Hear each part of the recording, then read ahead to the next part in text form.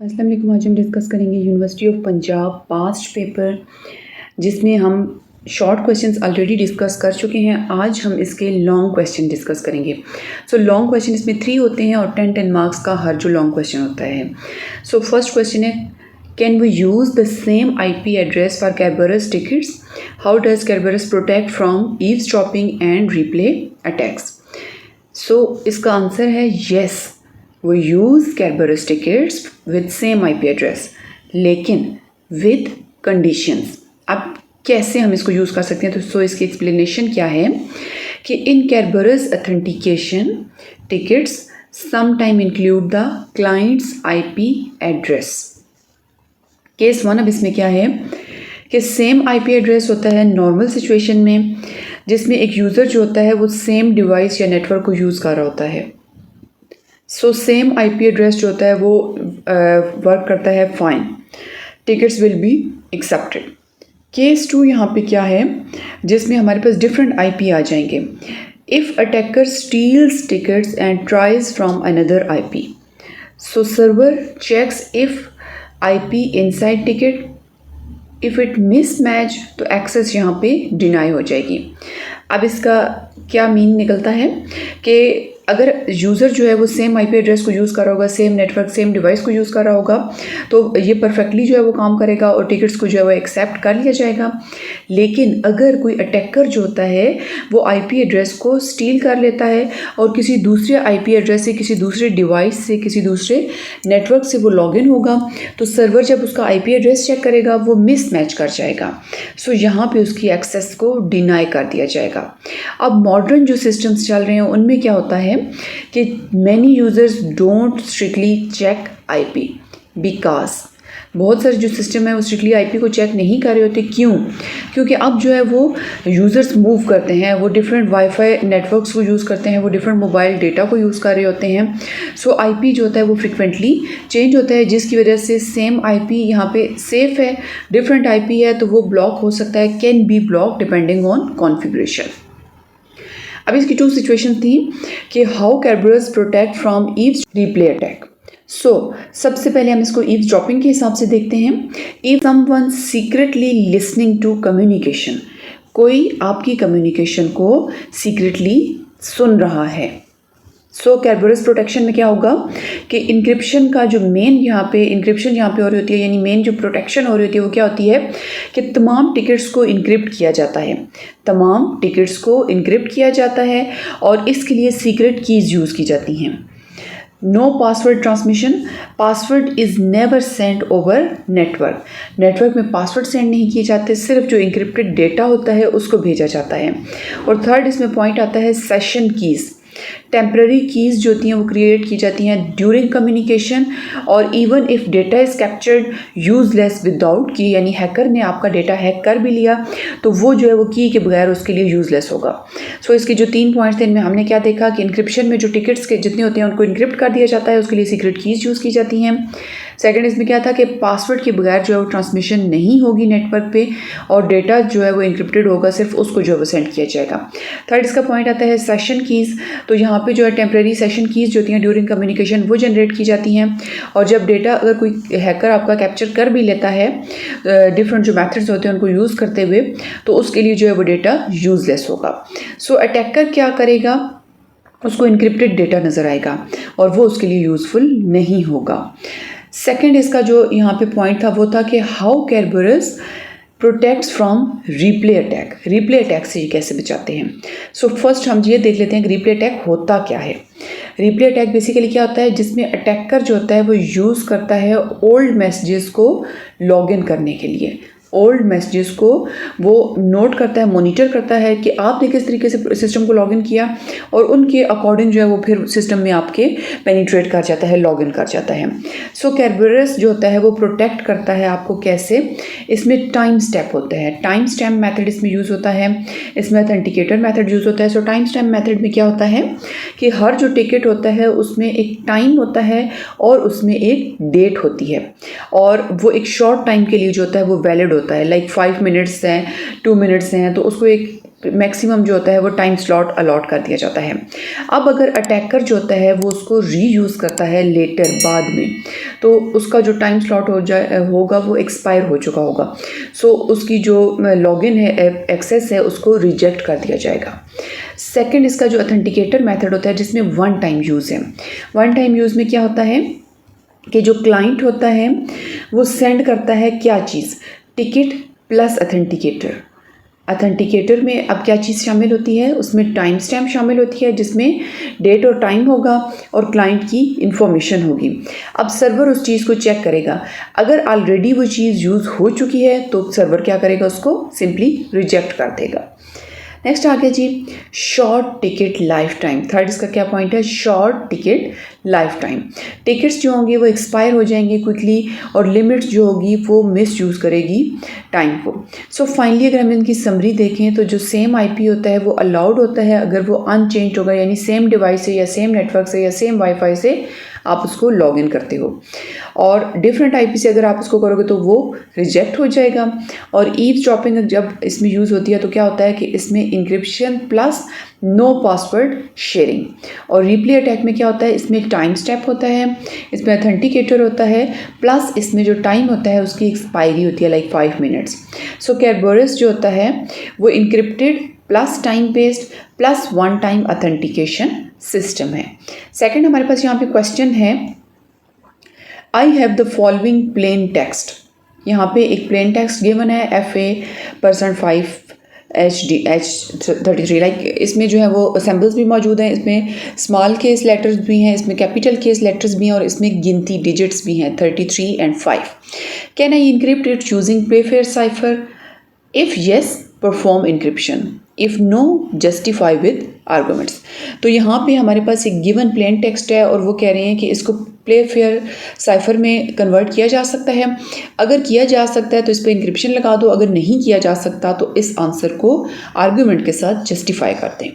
सो हमारे पास Playfair cipher जो होता है वो पहले होता क्या, हम उस कॉन्सेप्ट को समझ लेते हैं।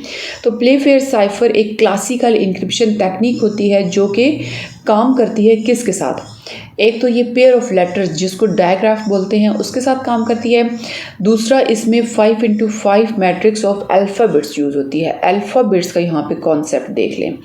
थर्ड इसमें पॉइंट आता है कि ये सिर्फ सपोर्ट करती है जो अल्फ़ाबेट कैरेक्टर्स होते हैं, यानी ये कैपिटल जो लेटर्स होते हैं A to Z, ये उनको सपोर्ट करती है।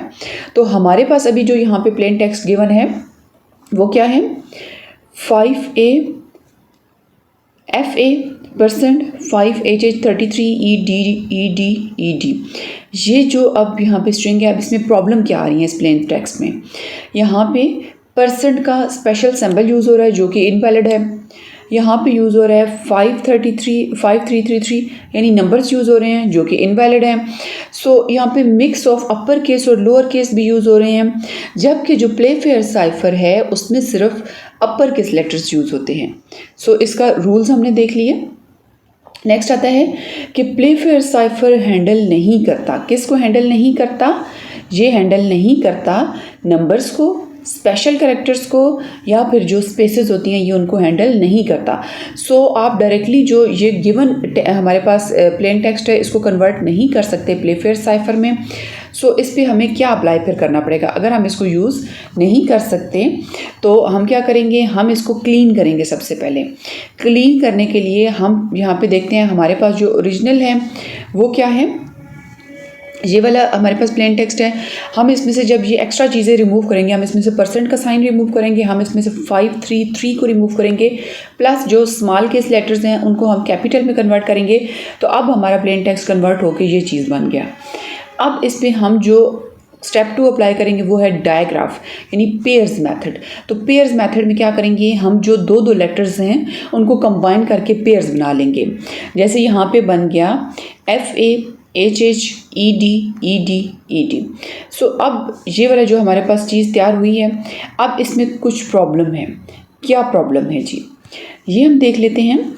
यहाँ पे जो HH यानी दो लेटर्स सेम जो यूज़ हो रहे हैं, तो इसको हम सेपरेट कर लेंगे और इनके साथ हम क्या लगा लेंगे, जो एक लेटर है इसके साथ हम एक्स अटैच कर देंगे और जो सेकंड लेटर है वो अगले लेटर के साथ अटैच हो जाएगा। इस तरह जब हम करेंगे तो एक प्रॉब्लम यहाँ पे मज़ीद आ जाएगी। वो प्रॉब्लम क्या होगी कि जो लास्ट लेटर है वो, ये जो एक लॉन्ली सा डिजिट हमारे पास बन गया, एक लॉन्ली सा जो है वो लेटर बन गया है, तो इसको अब हम एक्स इसके साथ अटैच कर देंगे। इसका भी हम डायग्राफ, क्योंकि हमें क्या चीज़ चाहिए, हमें पेयर चाहिए, तो इसका भी हम यहाँ पे पेयर जनरेट कर देंगे। सो अब स्टेप 3 हमारे पास आ जाता है कि क्रिएट प्लेफेयर मैट्रिक्स। सो अब यहाँ पे हम एक कॉमन कीवर्ड लेंगे मोनार्की, जिसके स्पेलिंग्स हैं MONARCHY। सो जो रूल होता है एक 5x5 मैट्रिक्स का, अल्फ़ाबेटिक का वो ये होता है कि इसको हम ऑलरेडी भी डिस्कस कर चुके हैं। जो शॉर्ट क्वेश्चंस हैं हमने उसको वहाँ पे डिटेल में डिस्कस किया। रूल ये होता है कि जो लेटर्स होते हैं अल्फ़ाबेट्स, वो टोटल होते हैं 26। जब 5x5 मैट्रिक्स बनाएंगे तो वहाँ पे लेटर्स आ जाएंगे 25। सो आई और जे जो होते हैं इनमें से किसी एक को ले लिया जाता है। हम यहाँ पे अगर आई को लेंगे तो हम जे को स्किप कर देंगे। और जो गिवन हमारे पास ये जो कॉमन कीवर्ड है, ये इसके जो अल्फ़ाबेट्स हैं वो यहाँ पे हम शुरू में लगा देंगे, MONARCHY। यहाँ तक ये आ गए। उसके बाद अब इस वाला जो कीवर्ड है इसके अंदर ए ऑलरेडी यूज़ हो चुका है, सो यहाँ पे हम बी से स्टार्ट करेंगे। सी भी यूज़ हो चुका है, सो सी को हम स्किप करके डी लिख देंगे।